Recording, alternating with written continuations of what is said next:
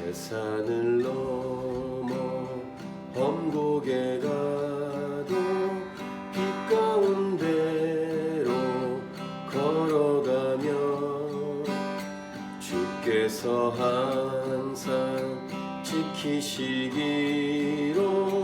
약속한 말씀 변치 않네.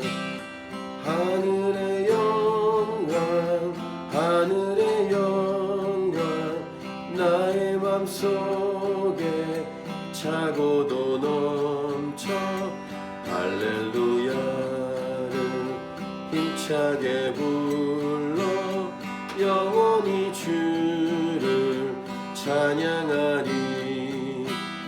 캄캄한 밤에 다닐지라도 주께서 나의 길 되시고 나에게 밝은 빛이 되시니 길 잃어버릴 염려 없네. 하늘의 영광 하늘의 영광 나의 맘속에 차고도 넘쳐 할렐루야를 힘차게 불러 영원히 주를 찬양하리.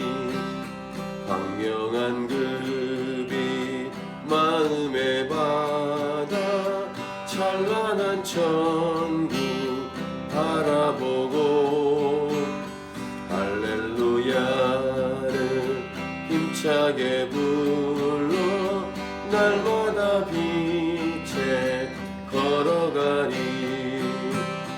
하늘의 영광 하늘의 영광 나의 맘속에 차고도 넘쳐 할렐루야를 힘차게 불러 영원히 주를 찬양하리.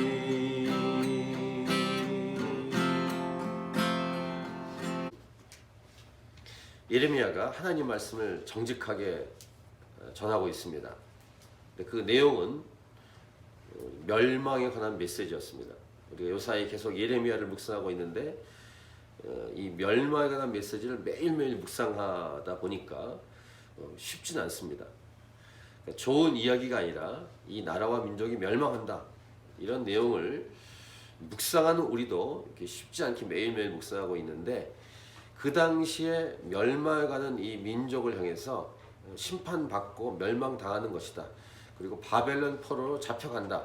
이런 내용을 직접 듣고 전하는 입장인 예레미야로서는 쉽지 않았을 것입니다. 인간인지라 그리고 자기 민족에 관한 이야기인지라 그 마음이 쉽지 않았을 것입니다. 그래서 오늘 본문은 이러한 예레미야의 마음, 심정이 솔직하게 들어가 있는 내용입니다. 아픈 마음, 안타까워하는 마음, 그리고 탄식하고 불평하는 이런 예레미야 선지자의 마음을 알 수 있는데 오늘 본문은 예레미야가 2번 탄식하고 불평한 내용이고 그 각각 탄식하고 불평한 내용에 하나님이 각각 응답하시는 말씀이 기록되어 있습니다. 그것이 오늘 본문 내용인데 예레미야가 처음 불평하고 탄식을 하니까 하나님이 말씀하시고 또 2번째 또 예레미야가 불평하고 탄식하니까 하나님이 2번째로 응답의 말씀을 주시는 그런 내용으로 이어집니다. 10절 말씀을 같이 읽겠습니다. 내게 재앙이로다 나의 어머니여 어머니께서 나를 온 세계에 다투는 자와 싸우는 자를 만날 자로 낳으셨도다. 내가 꾸어주지도 아니하였고 사람이 내게 꾸이지도 아니하였건만은 다 나를 저주하는도다. 이렇게 예레미야가 지금까지 왔던 내용보다는 좀 불평이 많은 그런 내용을 하나님께 올리고 있습니다. 그러니까 자신의 이 존재, 태어남에 관한 부분을 언급하고 있는데 욥기에서 욥도 2번에 걸쳐서 어려움을 당했을 때 욥이 자신의 생일을 저주한 내용이 나옵니다. 오늘 10절 말씀은 욥의 이 자신의 생일 저주의 내용이 생각나는 내용인데 잠깐 읽어드리면 욥기 3장 1절부터 10절에서 그 후에 욥이 입을 열어 자기의 생일을 저주하니라.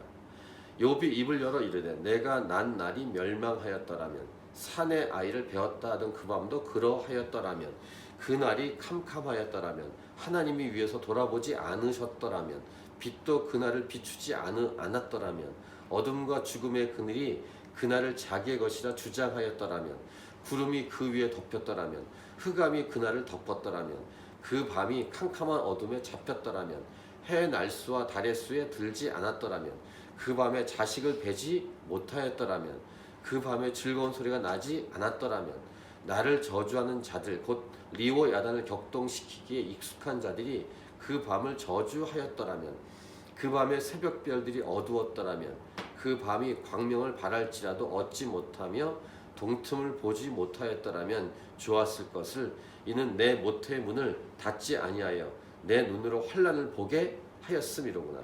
이렇게 뭐뭐하였더라면 하면서 자신의 태어남 자체에 대해서 슬퍼하는 이런 욥의 이 고백은 오늘 10절 말씀에 예레미야의 고백과 연결되는 거예요. 그러니까 자신의 존재 자체까지 힘들어할 정도로 괴로웠던 욥처럼 예레미야도 나라와 민족의 멸망과 심판에 관한 메시지를 계속 전하다 보니까 괴로웠던 것입니다. 자신에게 주어진 사명과 상황에 대해서 괴로웠던. 근데 이러한 예레미야에게 하나님이 뭐라고 말씀하시냐면 일단 11절 12절에서 축복해 주시는데 여호와께서 이르시되 내가 진실로 너를 강하게 할 것이요 너에게 복을 받게 할 것이며 내가 진실로 네 원수로 재앙과 환난의 때 네게 간구하게 하리라. 누가 능히 철곧 북방의 철과 놋을 꺾으리요. 이렇게 말씀하시면서 예레미야에게 주신 복입니다. 그리고 예레미야의 원수들에게는 재앙을 주신다 이런 말이고 원수들이 예레미야에게 도움을 호소하게 될 것이다 이런 말씀을 주고 있습니다. 그 다음에 13, 14절은 그 하나님의 심판을 받는 남유다가 고통을 당한다는 고백인데 13, 14절 그러나 네 모든 죄로 말미암아 네 국경 안의 모든 재산과 보물로 값없이 탈취를 당하게 할 것이며 네 원수와 함께 네가 알지 못한 땅에 이르게 하리니 이는 나의 진노의 맹렬한 불이 너희를 사르려 함이라 라고 말하고 있습니다. 이것이 하나님의 뜻이고 의지입니다. 그러니까 멸망을 철회하진 않습니다. 멸망과 심판은 올 수밖에 없습니다. 그런데 예레미야는 복을 주신다라는 말이고 남유다는 멸망을 당하게 된다. 이것이 첫 번째 단락의 내용입니다. 두 번째 예레미야의 탄식과 불평이 또 이어집니다. 첫 번째보다는 좀 누그러진 수준으로 말하는데 이 내용을 잘 보시면 하나님께 어리광을 부리는 듯한 느낌으로 예레미야가 불평을 하는데 우리 15절 같이 읽겠습니다. 여호와여 주께서 아시오니 원하건대 주는 나를 기억하시며 돌보시사 나를 박해하는 자에게 보복하시고 주의 오래 참으심으로 말미암아 나로 멸망하지 아니하게 하옵시며 주를 위하여 내가 부끄러움 당하는 줄을 아시옵소서. 맨 끝에 이 내용이 어리광을 부리는 듯한 느낌입니다. 내가 하나님 때문에 부끄럽습니다. 부끄러움을 당합니다. 이런 내용입니다. 여기까지 보면 우리가 메시지로 정리할 게 있습니다. 첫 번째, 기도할 때는 하나님께 기도할 때는 어떤 내용도 말하고 표현할 수 있습니다. 그러니까 사람에게 말할 때는 가려서 말해야 되고 친밀감의 정도에 따라서 말하는 내용을 좀 조절해야 되지만 하나님께는 불평하고 탄식할 수 있고 어리광 부리면서 어떤 것이든지 말할 수 있다는 것입니다. 이것이 우리의 기도입니다. 마치 아빠에게 어린 자녀가 울고불고 자신의 마음속에 있는 이야기를 말하는 것처럼 하나님께 이렇게 기도할 수 있다는 것입니다. 관계가 친밀할수록 그 정도의 깊이가 다질 텐데 예레미야와 하나님과의 친밀감의 정도가 어떠한지를 이 불평을 통해 알 수 있습니다.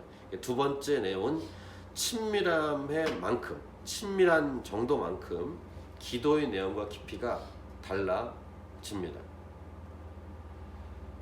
솔직한 예레미야의 내용이 계속 이어지는데 16절 만군의 하나님 여호와시여 나는 주의 이름으로 일컬음을 받는지라 자라 내가 주의 말씀 얻어 먹었사오니 주의 말씀은 내게 기쁨과 내 마음의 즐거움이오나. 아주 솔직하게 하나님 말씀은 기쁨과 즐거움입니다.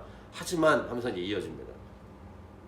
좋은 건 좋다고 말하고 어려운 건 어렵다라고 아주 솔직하게 말합니다. 17절을 보십시오. 17절 같이 읽겠습니다.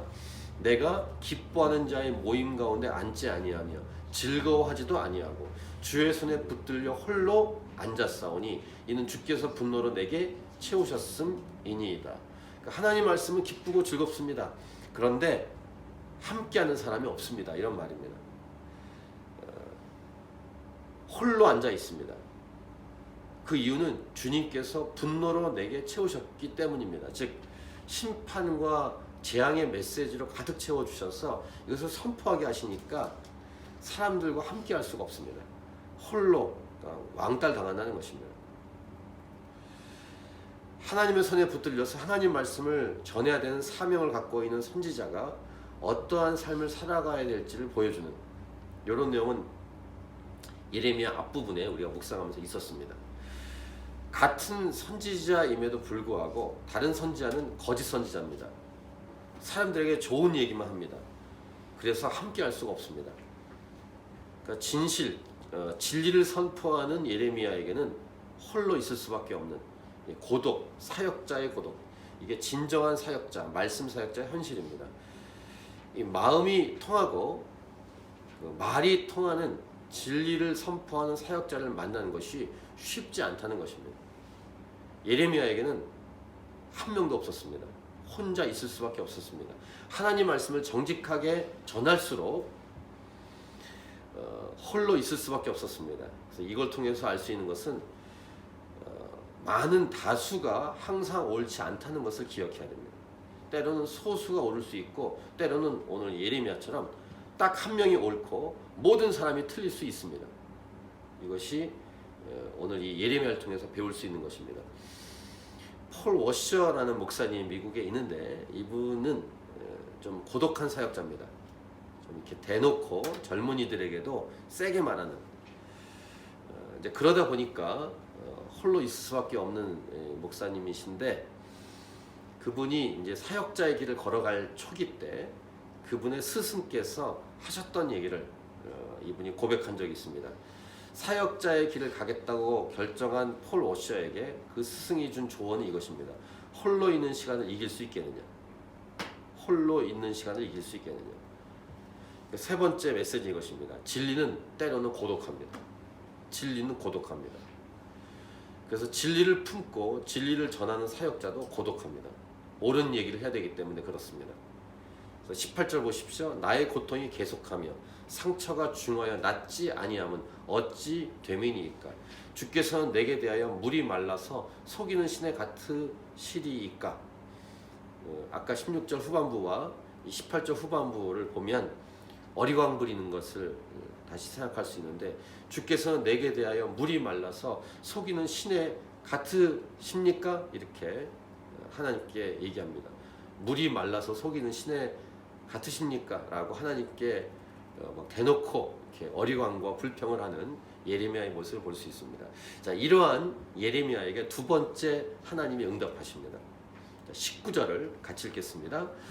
여호와께서 이와 같이 말씀하시되 네가 만일 돌아오면 내가 너를 다시 이끌어 내 앞에 세울 것이며 네가 만일 헛된 것을 버리고 귀한 것을 말한다면 너는 나의 입이 될 것이라. 그들은 내게로 돌아오려니와 너는 그들에게로 돌아가지 말지니라. 하나님의 부드러운 책망과 경고의 말씀입니다. 예레미야에게 주시는, 이건 개인에게 주시는 거예요. 남유다 백성에게 주는 게 아니라 하나님과 1대1로 대화하고 있을 때 하나님이 예레미야에게 주시는 경고와 책망의 부드러운 말씀인데 타락하지 말고 타협하지 말라는 말씀입니다. 이렇게 부드럽게 책망과 경고를 하시는 하나님은 아버지이시고 아빠이십니다. 하나님은 우리 아버지이십니다. 하나님은 우리 아빠이시죠.